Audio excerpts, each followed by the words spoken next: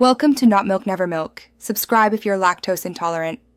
You begin by selecting the Hog Rider Plus Earthquake Core and trimming to a balanced elixir curve.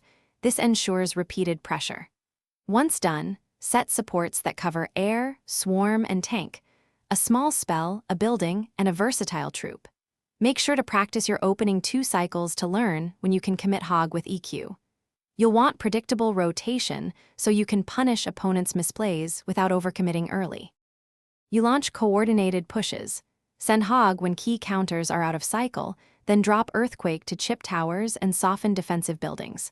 Once your Hog lands, support quickly, add a cheap troop or spell to handle swarms.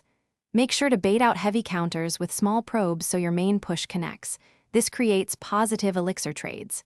Keep track of both rotations and elixir. Adjust aggression based on tower damage and opponent. You close matches by identifying windows where the opponent lacks building or has empty rotation.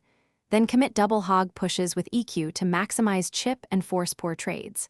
Once done, pivot to defense first when behind, stabilize with a building and counterpush using any surviving troops.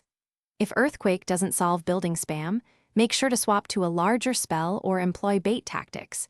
Use small probes to draw out counters, then punish. Remember to stay calm and recycle your core cycle efficiently.